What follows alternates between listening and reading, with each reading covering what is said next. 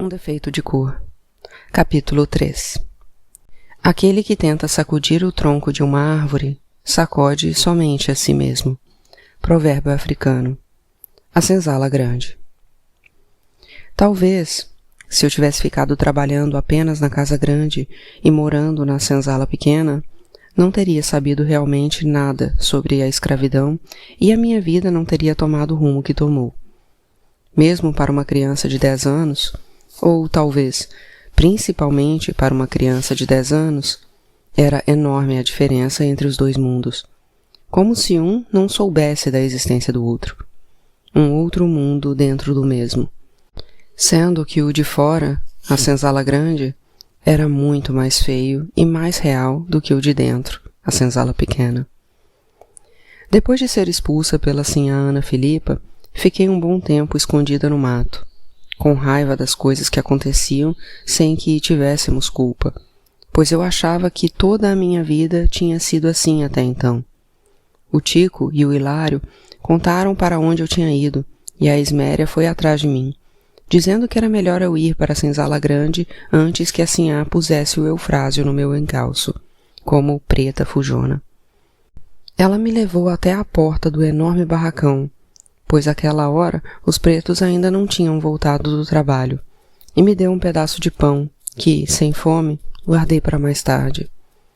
Eu estava com medo, pois até então só tinha ouvido histórias terríveis sobre os selvagens da senzala grande, contadas pela sinhá ou pela sinhazinha.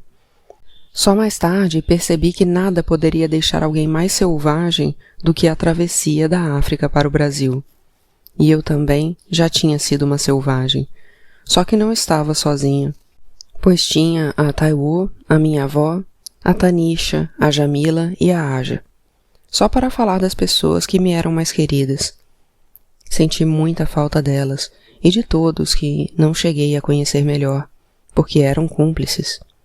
Mesmo assim, sabendo parte da minha história, que eles também podiam ter vivido, talvez a parte mais importante, porque mudava todo o resto de uma vida.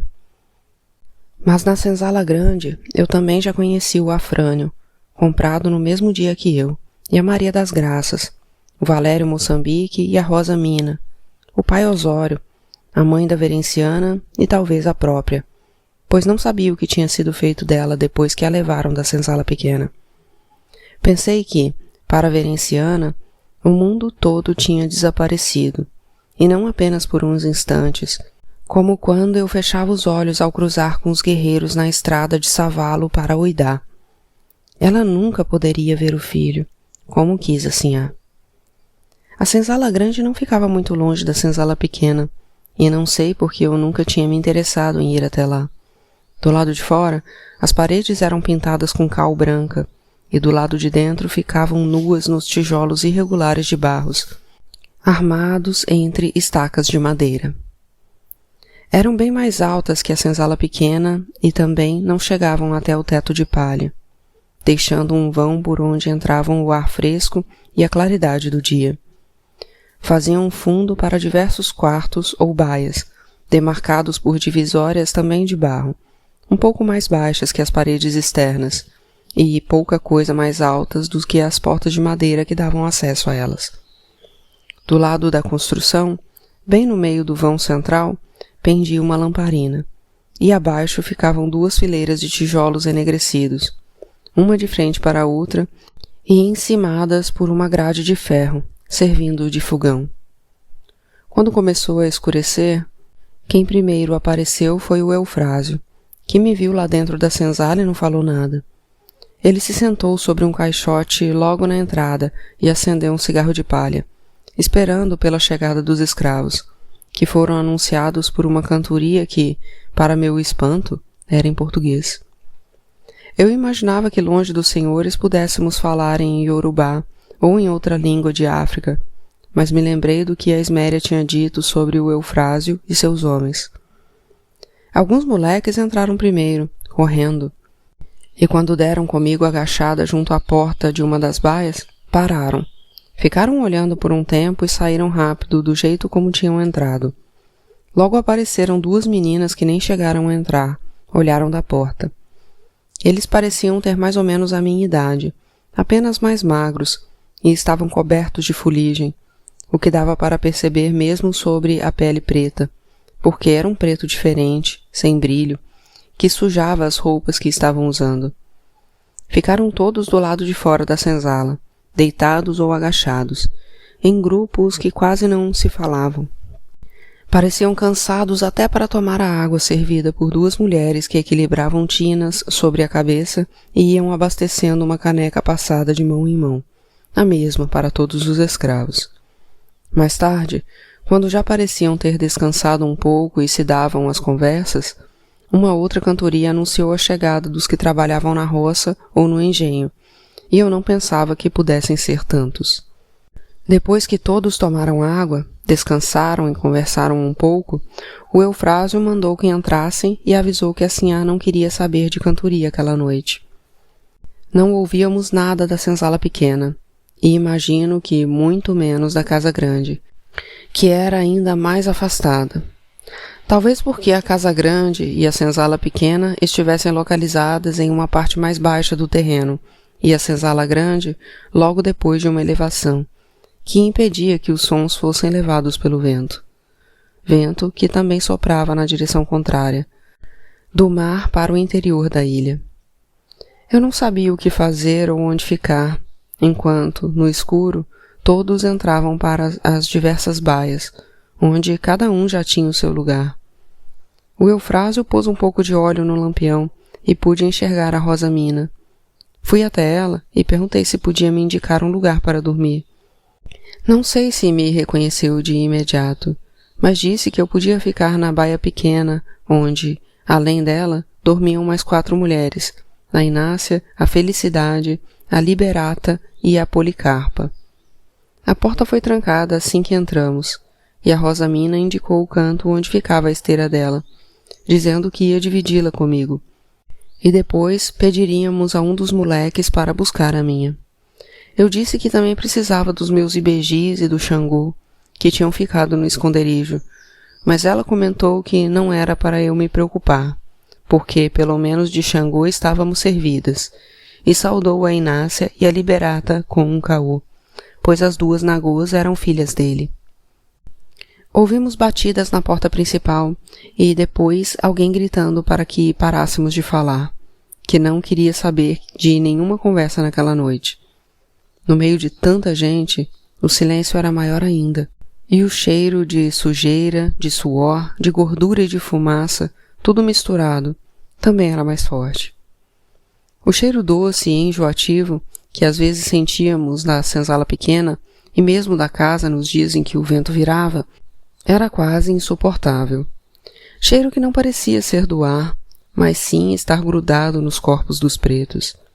Aos poucos, os sons e as vozes foram voltando, e eu pude reconhecer, além do português, algumas línguas de África, e percebi que não havia ninguém ali dentro para nos vigiar. Mas era possível ouvir vozes e risos do lado de fora, o que significava que os homens do Eufrásio estavam por perto, como ficavam a noite toda, para evitar que alguém fugisse.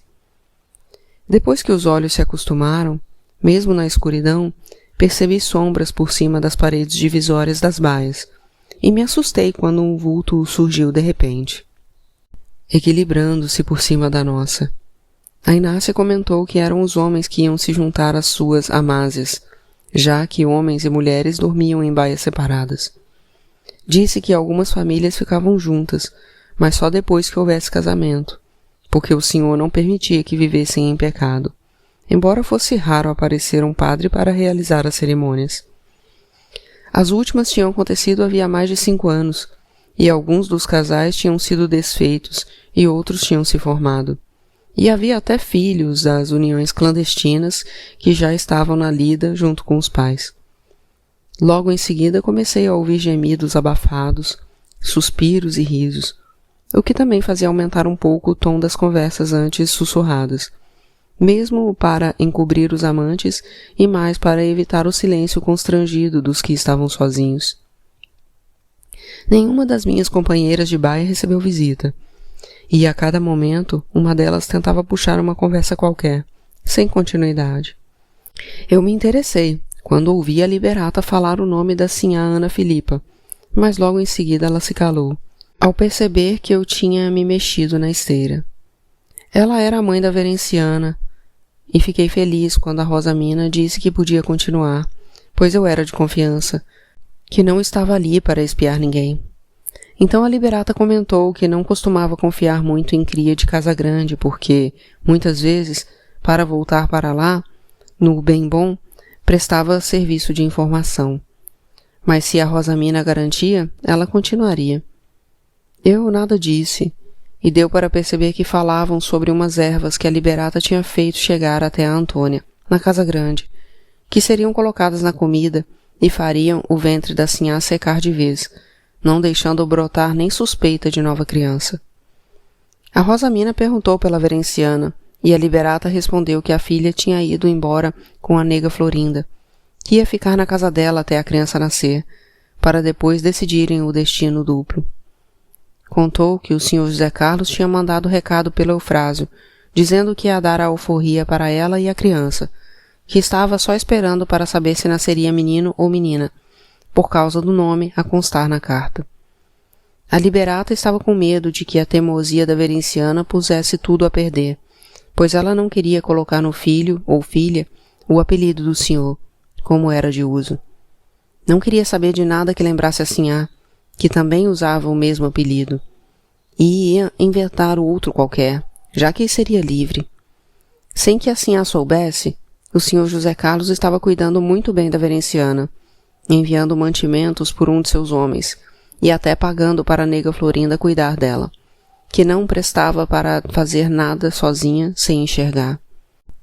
Mudando de assunto, a Policarpa comentou que 2 homens tramavam fuga dali a alguns dias, de trato com os pretos da fazenda vizinha que estavam construindo um barco às escondidas no mato. Naquela primeira noite, a única voz que não ouvi foi a da Felicidade, que parecia ter a minha idade e de quem também não vi o rosto direito, pois dormia no canto oposto ao meu. Eu queria ter continuado ouvindo a conversa, mas as vozes começaram a rarear, os casais pararam com os suspiros e os gemidos, e já era possível ouvir alguns roncos. Então o cansaço daquele dia também me venceu. O trabalho. Na minha primeira manhã na senzala grande, antes de o sol nascer, o Eufrásio e os seus homens já estavam berrando que éramos um bando de preguiçosos. Algumas pretas tinham se levantado primeiro, e a comida já estava servida no descampado logo à saída, e não passava de um mingau ralo de farinha e água, onde boiavam alguns pedaços de toucinho. Eu me lembrei da comida da casa grande, da qual sentiria falta, mas não fiquei triste por estar ali, sentindo-me até mais à vontade. O Eufrásio gritou o meu nome de branca, Luísa. Eu fui até perto dele, que me informou que, por ordem da sinhá, eu trabalharia na fundição, junto com um terceiro grupo de pretos que se preparava para sair. Engolindo o mingau, junto com os gritos para que se apressassem, os primeiros a formar a fila e a puxar o canto foram os da plantação de cana e do engenho, onde trabalhavam todas as minhas companheiras de baia. Os que iam para a pesca da baleia seguiram junto com 3 empregados, tomando o caminho do atracadouro, o mesmo que percorreríamos logo em seguida. Era um caminho irregular, pelo meio da mata, e um homem armado ia à nossa frente, um atrás e mais 2 de cada lado, embora eu não soubesse dizer de que tipo de perigo um grupo como o nosso podia representar. Éramos 4 homens, 3 mulheres e 8 crianças, incluindo as que ficaram me observando na noite anterior. Mesmo no escuro da madrugada, pude perceber que uma delas tinha o braço direito e metade do tronco com a pele toda repuxada, como se tivesse sofrido uma terrível queimadura, sendo que em algumas partes, principalmente no braço, a pele parecia estar esticada quase sobre o osso, sem nenhuma carne por baixo. Outra menina tinha a mão enfaixada com um pedaço de pano sujo de sangue e de fuligem. A fundição ficava numa clareira a poucos metros da praia, onde foi possível ver os pescadores se preparando antes de saírem para o mar em 5 chalupas. Por não haver ainda luz suficiente, não consegui saber quantos homens iam em cada uma delas, mas vários vultos se mexiam para içar as velas e fazer os barcos deslizarem sobre as águas. Eu já tinha visto baleias ao longe, da praia, em frente à casa grande, e era bonita a dança que elas faziam no mar, ora dando saltos para fora da água, ora mergulhando para aparecerem mais à frente, abanando o rabo, esguichando água numa chuva ao contrário. Devia ser ainda mais bonito ver uma baleia de perto, e senti vontade de partir com aqueles homens corajosos, dispostos a enfrentar um animal muito maior que seus barcos. O grito do mestre baleeiro, ordenando seus homens, provocou a revoada de um bando de pássaros que estavam pousados em 3 carcaças de baleia abandonadas na praia, soltando um cheirume que ficava cada vez mais forte à medida que nos aproximávamos do nosso barracão de trabalho. A fundição funcionava em um espaço aberto, somente uma armação para o mesmo tipo de cobertura de palha das senzalas, mas enegrecida pela fuligem. Bem no meio do teto havia um buraco por onde saía um enorme chaminé, que tinha na parte de baixo vários canos que se espalhavam por todo o espaço, terminando sobre tonéis colocados em cima de fornos que eram chamados de caldeiras. 15 caldeiras. Logo além delas ficava um imenso balcão onde havia uma baleia, metade inteira e metade descarnada, só o esqueleto. O dia começava a clarear e os homens foram apanhar lenha e colocar embaixo das caldeiras, acendendo o fogo da fundição. Atrás do barco havia 4 grandes tachos e alguns moquéns. Moquém é uma grelha de madeira e de ferro montada sobre fogo, onde se coloca carne ou peixe para secar. E mulheres se dirigiram para lá, também acendendo o fogo debaixo deles. Um dos empregados chamou a minha atenção, dizendo que eu não devia estar ali para vigiar, que tratasse de tomar o meu posto. Quando respondi que não sabia o que tinha que fazer, ele me deu uma bofetada para eu aprender a não ser tão insolente, pois ali não se admitiam pretinhas atrevidas. Fui para perto das outras crianças e imitei o que elas estavam fazendo, com vontade de chorar, mas me segurando para não dar a ele este prazer. Primeiro, tínhamos que ir até o balcão, onde estava a baleia, e separar os pedaços de carne dos pedaços de gordura, formando 2 montes. Quem fazia o serviço de cortar as baleias eram os homens, com enormes facões, e por isso excesso de segurança no caminho. As carnes ficavam com as mulheres, a partir em pedaços e cozinhar ou moquear. O que sobrava depois disso, a gordura, era o que nós, crianças, tínhamos que pegar e colocar dentro das caldeiras, onde era derretida até virar óleo de baleia. Entendi o porquê das queimaduras, pois nunca dava para prever para que lado a gordura ia espirrar quando jogada na caldeira, que já continha óleo derretido, fervendo. E também porque as vasilhas eram altas e as crianças mais baixas tinham que se equilibrar na ponta dos pés para conseguir fazer o serviço, correndo o risco de se apoiar na caldeira, ela virar e o óleo fervente escorrer, levando junto a pele, a carne, até os ossos. A temperatura no baleeiro era muito quente. Mesmo sendo um espaço aberto, e a chaminé também não conseguia puxar toda a fumaça, que ardia nos olhos e nos fazia tossir quase sem parar. Uma das meninas disse que mais dia, menos dia, eu me acostumaria, e rezei para que isso acontecesse logo. No meio da manhã podíamos parar um pouco o serviço para comer ali mesmo, em cuités. Cuités é uma árvore também chamada de cuieira, ou acuia, que se faz com o fruto dela. Uma porção de farinha e de mandioca, toucinho, feijão e banana. No meio da tarde serviam a janta, que geralmente era carne moqueada de baleia, farinha e feijão. Às vezes um gole de garapa ou de cachaça. Esses eram os únicos períodos de descanso nas quase 16 horas que passávamos longe da senzala grande. No fim desse primeiro dia, eu já estava com a farda branca, a que eu usava na casa grande, toda suja e engordurada, e teriam que me arrumar uma igual à que as outras mulheres usavam, mais feias, embora mais resistentes e que sujavam menos. No primeiro dia eu não me queimei, mas isso aconteceu algumas vezes mais tarde, criando bolhas pelos braços e no rosto, mas nada grave. Talvez porque naquele anoitecer, quando voltamos para a senzala, alguém tinha dado um jeito de colocar na minha baia a esteira, o Xangô e os ibejis, e eu implorei muito a Xangô, o deus do fogo e dos trovões, para que me livrasse de tudo o que queima. Ele deve ter me valido. Na noite seguinte, também estavam na baia os livros e os cadernos que o Fatumbi tinha me dado, e que eu escondi embaixo da esteira, mas sem enterrar, para que não sujassem. Alguns dias depois, quando eu estava chegando da fundição, a Esméria apareceu para me ver e dar um longo abraço com os olhos cheios de lágrimas, e comentou que eu estava emagrecendo. Desde então, era comum encontrar-me esperando na baia alguns pães, bolo ou mesmo leite, que a Esméria sabia ser do meu gosto e que eu sempre dividia com as minhas companheiras. Foi assim que ganhei a confiança e a consideração da Felicidade, que tinha 13 anos e era nascida na fazenda mesmo. Não sabia quem era o seu pai e sua mãe tinha morrido quando ela estava com 7 anos, a mesma idade em que perdi a minha. Desde então, a Rosamina cuidava dela na qualidade de tia, pois era irmã de santo da sua falecida mãe.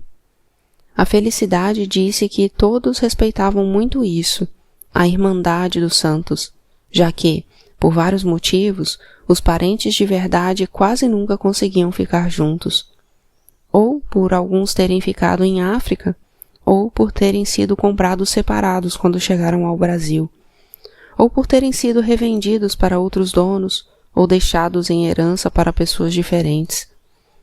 A Felicidade entendia tais parentescos, mas não os achava justos, pois no caso dela só a fazia sofrer, por estar apaixonada por um irmão em Oxóssi. Ele também estava apaixonado por ela, e os dois sempre davam um jeito de se encontrar às escondidas, visto que a tia, a Rosamina, não aceitava o namoro. Quando a Felicidade comentou com ela, as duas foram até o pai Osório e pediram para que ele visse no jogo do Ifá. O Ifá é oráculo, o senhor do destino. O Babalaô disse que eles até poderiam ser muito felizes, mas que não seriam, e que, além disso, eram filhos do mesmo santo e deviam respeitar a tradição. De início, a Felicidade aceitou, mas não o Belchior, que continuou insistindo para namorarem escondido, até que ela não conseguiu mais resistir. Contou ainda que tramavam fuga juntos, e ela achava que, por ele, pelo amor dele, teriam coragem.